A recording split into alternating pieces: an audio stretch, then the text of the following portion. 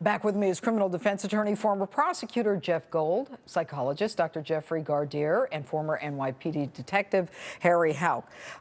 Harry, I'm going to start with you. This case didn't even get investigated until the young girl's parents saw what was being video or posted online, and they go to the police. Do you think there's any evidence that's been collected here? That's a nightmare for a detective, especially after it was an alleged rape. That, she wasn't seen in the hospital and a rape kit wasn't conducted on her right away. Also, the fact is, what I'm hearing is that other evidence wasn't collected. Also, the fact that none of the evidence was taken, any evidence was taken from the two boys who were charged in this. Where's their underwear? Was the car taken? Allegedly, rape occurred in the car.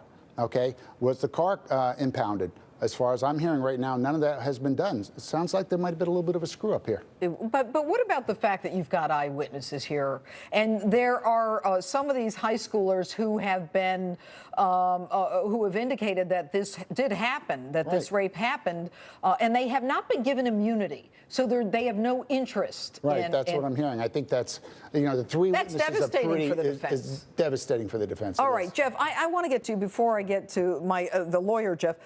I mean, what does it tell you about these kids? And I'm not even going to go near the underage drinking parties and the fact that there apparently was a coach who was hosting this stuff, because I've had my own run-ins with these guys. What about the morals of these kids, where she's basically unconscious, or so it appears, and she doesn't remember anything as far as I've read, and they're saying, pee on her. Why don't you just pee on her, urinate on her? What a bunch of pigs. And they're saying, and one guy says, what if she were your daughter? And he says, yeah, she's dead to me.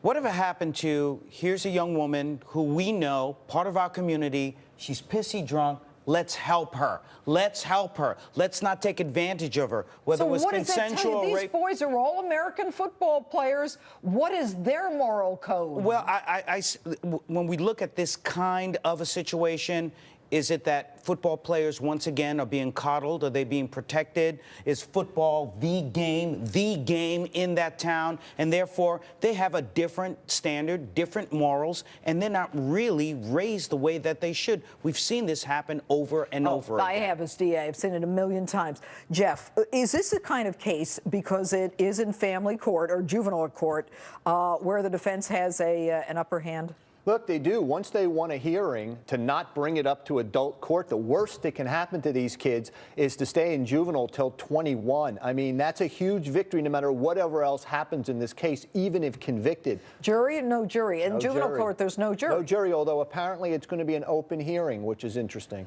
Well, yeah, that is very interesting. It's tearing this town apart, which is really very sad. All right, Jeff Gold, Jeff Gardier, Harry Houck, thanks so much for being with us, guys. Thank you for having us. All right, now we're going to go to our poll results. We asked you, has the Journal News put legal gun owners in danger by printing their names and mapping out their addresses?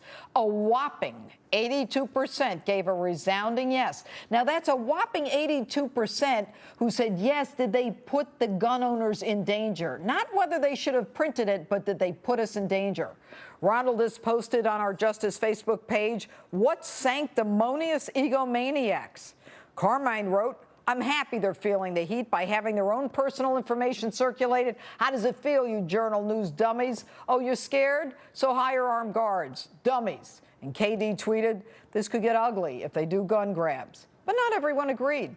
Paulette writes, they did anything who can go online in 5 minutes can do. And Daniel N. wrote, no, Pirro, find something besides your own agenda to talk about. Hey, they outed me. I didn't publish it. That's it for us tonight. Thanks for joining us. See you next week.